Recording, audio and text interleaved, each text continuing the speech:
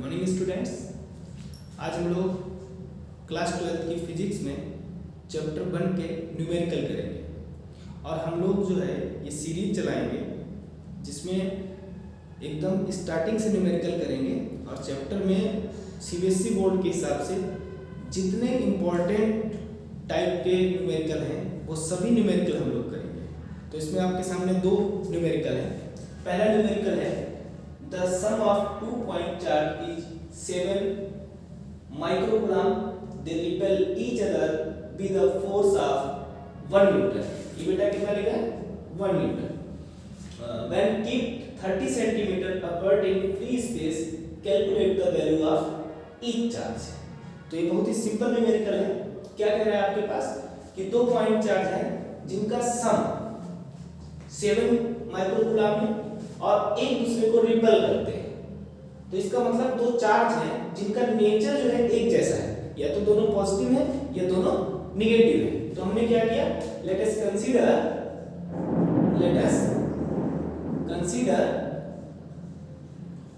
To charge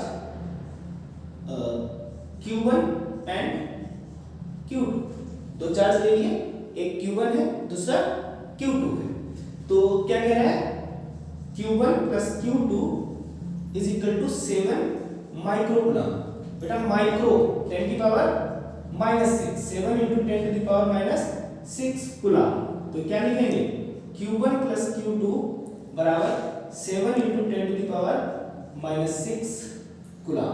equation 1 यहाँ तक ठीक है। अब इन दोनों के बीच में डिस्टेंस कितनी दी है बेटा 30 सेंटीमीटर। R की value 30 centimetre, 30 into 10 to the power -2 metre distance हमारे पास है। दोनों के बीच में अगर हमें फोर्स निकालना हो तो F बराबर 1/4 pi epsilon not Q1 Q2 upon R square. Unit क्या होती है बेटा न्यूटन। ये आपका कौन सा लॉ है कूलॉम्स लॉ। कौन सा लॉ है कूलॉम्स लॉ।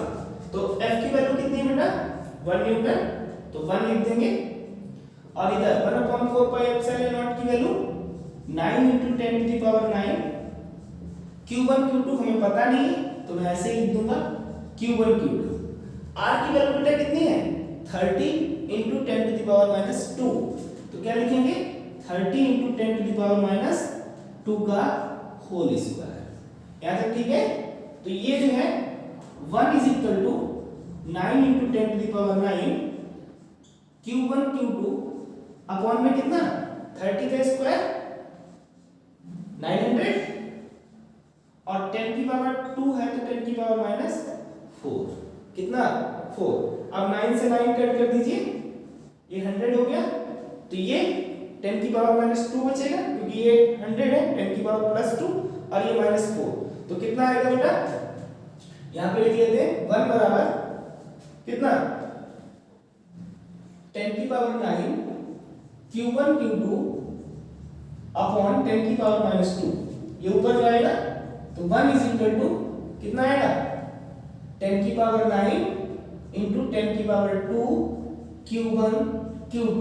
अब यहाँ से Q1 Q2 की वैल्यू निकालिए, कितना आएगा बेटा, इसको ले जाएंगे इधर तो 10 की पावर -11 कितना आया, इसे मान लीजिए इक्वेशन 2। अब आपके पास Q1 Q2 की वैल्यू है ये वाली और ये। तो अब हम क्या करेंगे, एक बहुत बेसिक फार्मूला लगाएंगे। आप लोगों को पता है कि अगर मैं ऐसे लिखता हूं A प्लस B का होल स्क्वायर, इसको मैं बेटा कितना लिख सकता हूं A माइनस B का होल स्क्वायर और प्लस 4AB। ये पता है आपको। तो इसी फार्मूले को हम लोग यूज करें, या मैं इसको इस तरीके से भी लिख सकता हूं A minus B whole square बराबर A plus B whole square और इधर -4AB। तो हम A की जगह पे Q1 है और B की जगह पे Q2, तो Q1 minus Q2 whole square is equal to Q1 plus Q2 whole square minus 4 Q1 Q2। अब देखिए बेटा Q1 प्लस Q2 की वैल्यू दी है, Q1 Q2 की वैल्यू दी है, यहां से इसकी वैल्यू लिखेंगे। तो पहले लिखिए Q1 minus Q2 whole square is equal to Q1 plus Q2 की वैल्यू कितनी है 7 into 10 to the power minus 6 और इसका होल स्क्वायर हो गया minus 4 into 10 to the power minus 11 और ये Q1 Q2 की वैल्यू 10 की पावर माइनस 11। ठीक है बेटा, यहां तक कोई डाउट नहीं है। आगे क्या करेंगे Q1 माइनस Q2 ऐसे लिखेंगे Q1 माइनस Q2 का whole square is equal to कितना है बेटा 7 7 49 into 10 to the power minus 12। अब बेटा ये 4 था, यहाँ माइनस 11 है, यहाँ पावर माइनस 12 है, तो ये घटेगी नहीं, तो हम क्या लिखेंगे 40 इंटू 10 की पावर माइनस 12। तो बेटा 49 में से 40 जाएगा, कितना बचेगा 9, तो 9 into 10 to the power minus 12। ठीक है यहाँ तक। अब इसका रूट हटा दीजिए, तो Q1 minus Q2 is equal to under root 9 into 10 to the power minus 12। कितना है बेटा 3 into 10 to the power minus 6। Q1 minus Q2 की वैल्यू कितनी आई 3 into 10 to the power minus 6 या 3 माइक्रोकूलम। कितनी आई बेटा 3 माइक्रोकूलम। अब यहां पे देखिए आप Q1 माइनस Q2 3 माइक्रोकूलम, 3 लिख लेते हैं सिंपल, और Q1 प्लस Q2 कितना है 7 microcoulomb. Q1 plus Q2 7 microcoulomb, दोनों को ऐड कर दीजिए, ये कट गया 2Q1 इज इक्वल टू 7 और 3 10। तो Q1 कितना है बेटा 10 बाई 2, दिस इज 5, तो Q1 is equal to 5 microcoulomb. कितना है बेटा 5 माइक्रोकूलम। इस वैल्यू को अगर मैं कहां रख दूं बेटा किस पे, चाहे इस इक्वेशन में रख दीजिए और चाहे इस इक्वेशन में, तो रख दीजिए पुट इन इक्वेशन फर्स्ट। क्या लिखेंगे value of Q1 put in equation first. किसमें रखेंगे बेटा फर्स्ट इक्वेशन में, तो लिखिए Q1 की जगह 5 प्लस Q2 बराबर 7, तो Q2 कितना आ गया 7 माइनस 5, कितना आया बेटा Q2 बराबर 7 माइनस 5 कितना हुआ 2 माइक्रोकूलम। कितना आया 2 माइक्रोकूलम। तो आपका आंसर कितना होगा, calculate the value of each charge, तो ईच चार्ज की वैल्यू 5 माइक्रोकूलम और 2 माइक्रोकूलम। ठीक है यहाँ तक। तो इसमें बेसिक क्या चीज थी, सबसे पहले आपको न्यूमेरिकल को पढ़ना है। जब आप न्यूमेरिकल को पढ़ते हैं तो जो भी वैल्यू दी है उनको नोट कर लीजिए। जैसे इसमें सम ऑफ द चार्ज लिखा था, तो मैंने सम ऑफ द चार्ज निकाल लिया, फिर बिटवीन द फोर्स निकाल लिया, और जो वैल्यू आई उसको हमने सॉल्व कर लिया। ओके, इसको नोट कर लीजिए, फिर हम लोग दूसरे न्यूमेरिकल को देखेंगे। नोट कर लिया बेटा। अब दूसरा न्यूमेरिकल हम लोग देखते हैं। दूसरा न्यूमेरिकल हमसे क्या कहता है, जरा इसको ध्यान से देखिए। आप देखेंगे कि मैं डिफरेंट टाइप के न्यूमेरिकल आपको बता रहा हूं। एक ये तरीका है, या तो इस तरीके का न्यूमेरिकल होगा, या फिर दूसरा न्यूमेरिकल जो है आपका इस तरीके से होगा, जो आपका ये सामने दिया हुआ है। देखिए क्या ध्यान से, इस साइड से नोट करेंगे हम। क्या दिया बेटा, a charge Q is to be divided on two objects. What should be the value of the charge on the two objects so that the force between the objects can be maximum?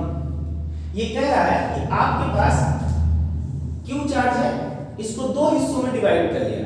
अब मुझे नहीं पता है कि आपने किस तरीके से डिवाइड किया, तो हमने क्या किया, इसको डिवाइड करने करने के लिए मैंने मान लिया कि ये दो चार्ज हैं, एक कितना है चार्ज Q, कितना है बेटा चार्ज Q, और दूसरे को क्या मान लिया, कोई छोटा सा चार्ज मान लीजिए, कितना मान लिया बेटा, a charge Q is to be divided on two objects.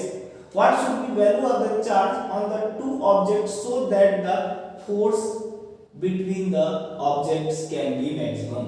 इस चार्ज Q को हमें दो हिस्सों में डिवाइड करना है, और दो हिस्सों में जो हम डिवाइड करेंगे तो क्या देखना है बेटा कि मैक्सिमम फोर्स कब होगा, क्या कौन सी चीज, मैक्सिमम फोर्स। तो मैक्सिमम फोर्स F निकालना पड़ेगा, तो हम इसको डिवाइड करते हैं। तो लेट अस कंसीडर टू हिस्सों में, तो Q1 बराबर मान लिया हमने कि ये Q है, तो Q2 कितना होगा बेटा, Q माइनस Q, क्योंकि दोनों का जो ऐड करेंगे तो Q आना चाहिए, तो Q1 मैंने Q मान लिया और Q2 मान लिया Q माइनस Q। डिस्टेंस कुछ भी मान लीजिए, distance between them, distance between them या between the Q1 and Q2, ठीक है, Q1 एंड Q2 कितना लिखेंगे, distance between the Q1 and Q2 R मान लिया, तो फोर्स कितना आएगा, F बराबर 1/4 pi epsilon not Q1 Q2 upon R square. ठीक है बेटा, अब देखिए वैल्यू लिखते हैं, F बराबर 1/4 पाई एप्सिलॉन नॉट, Q1 की वैल्यू कितनी है बेटा Q, और Q2 की वैल्यू Q माइनस Q, और अपॉन में R। हमें किसकी वैल्यू मैक्सिमम चाहिए, हमें Q की वैल्यू मैक्सिमम चाहिए, तो इसके लिए हम क्या करते हैं 1/4 पाई एप्सिलॉन नॉट, और इसकी मल्टीप्लाई कीजिए Q into Q square upon R square. ठीक है, ये हमारे पास आ गया for maximum value of F, for maximum value of F। तो बेटा वेरिएबल कौन है यहाँ पे Q, तो जो इसका फर्स्ट डेरिवेटिव होगा, फर्स्ट डेरिवेटिव कैसे निकालते हैं, df upon dq, it is 0। First value जो है, फर्स्ट डेरिवेटिव की जो वैल्यू है वो 0 अगर है तो ये आपका F मैक्सिमम हो जाएगा। ठीक है, जिस चार्ज पे मैक्सिमम होगा वो आपका निकल जाएगा। तो हम इसका डेरिवेटिव निकालते हैं, तो कैसे लिखेंगे, d अपॉन dq। ठीक है, F की वैल्यू लिखिए बेटा 1/4 pi epsilon naught Q minus Q का whole square upon R square is equal to 0। तो इसका डिफरेंशिएशन कहते हैं, ये वैल्यू क्या है कांस्टेंट, ये वैल्यू क्या है कांस्टेंट, तो आप कांस्टेंट बाहर ले लीजिए, तो 1/4 pi epsilon naught into 1/R square d over dq, q minus q square is equal to 0। तो ये जो कांस्टेंट वैल्यू है इधर जाएगी 0 हो जाएगी, तो d upon dq q minus q square is equal to 0। Differentiation कीजिए, किसके रिस्पेक्ट में बेटा, q के रिस्पेक्ट में, तो q के रिस्पेक्ट में कितना आएगा, ये यहाँ q आ जाएगा, ये q स्क्वायर है तो minus 2q is equal to 0। तो बेटा करिए इसको, ये minus 2q is equal to minus q, minus से माइनस कट हो गया, q is equal to q by 2। इसका मतलब क्या हुआ कि अगर हमें q चार्ज को दो हिस्सों में डिवाइड करना है और उनके बीच के फोर्स को मैक्सिमम रखना है, उनके बीच में जो फोर्स लग रहा है उसको मैक्सिमम रखना है, तो हम क्या करेंगे, चार्ज को इक्वली डिवाइड करेंगे। चार्ज को कैसा करेंगे, इक्वल डिवाइड करेंगे। ठीक है ये, तो इसको हम लोग और बेहतर तरीके से फिर से समझते हैं कि जब भी हमें किसी फोर्स की मैक्सिमम वैल्यू निकालनी है तो उसका फर्स्ट डेरिवेटिव निकाल दीजिए। अगर हमें डिस्टेंस के रिस्पेक्ट में निकालनी होती तो डिस्टेंस के रिस्पेक्ट में डेरिवेटिव निकालते, लेकिन हमें चार्ज चाहिए। क्या चाहिए बेटा, चार्ज। तो चार्ज के लिए हम क्या करेंगे, q से